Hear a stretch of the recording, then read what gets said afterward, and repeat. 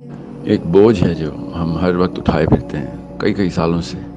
اس بوجھ کو پھر ہم اپنے شوہروں پہ، بیویوں پہ، بچوں پہ لاد دیتے ہیں. وہ بیچارے تو نہیں اٹھا سکتے، ان کا تو وہ بوجھ ہوتا ہی نہیں ہے.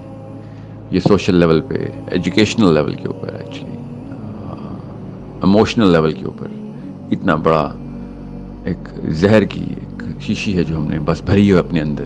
وہ بچپن میں ہمارے ماں کی طرف سے یا باپ کی طرف سے یا دونوں کی طرف سے سارے بہن بھائیوں میں آئی ہوتی ہے. ہمیں پتہ ہی نہیں ہوتا. اپنی کوپنگ میکنزم کے تھرو لڑنے کی سکت کو بڑھا رہے ہوتے ہیں اور سمجھ رہے ہوتے ہیں کہ یہ بہت بڑا فائدہ ہو گیا ہمارا، اس وجہ سے ہم زیادہ اسٹرانگ ہو گئے.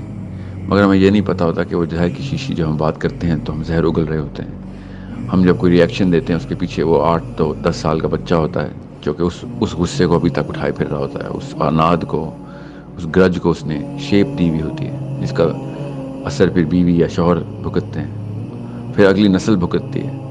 کوئی علاج ہی نہیں کراتا، کوئی سمجھتا ہی نہیں، کوئی کانشیس ہی نہیں اس بارے میں. جتنے بھی رشتے ٹوٹ رہے ہیں اس کے پیچھے زیادہ تر وجوہات یہی ہوتی ہیں کہ وہ ایک ریزیجول اینگر، کئی کئی سالوں سے پلا ہوا غصہ، اناد پالی جا رہے ہیں.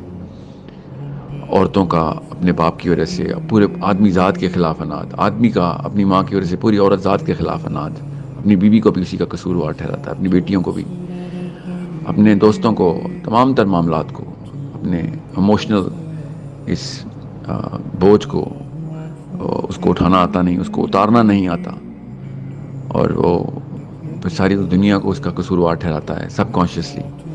کبھی بھی بلیم خود نہیں لیتا.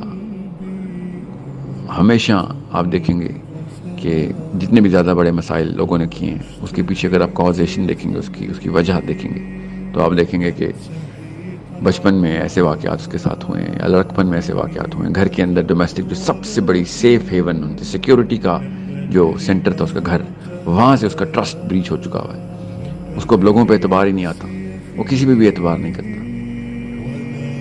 ہر ایک کو غلط اور اپنے آپ کو صحیح سمجھنے کی ایک اسٹریٹجی بنائی بھی ہوتی ہے. اس نے بہانے رکھے ہوتے ہیں، جسٹیفیکیشن رکھی ہوئی ہوتی ہے اپنے گناہوں کی. دین سے بھی دور ہوتا ہے، دنیا میں بھی ایک چلتا پھرتا مریض ہوتا ہے. ان تمام تر معاملات کے پیچھے وجہ جاننا بہت ضروری ہے.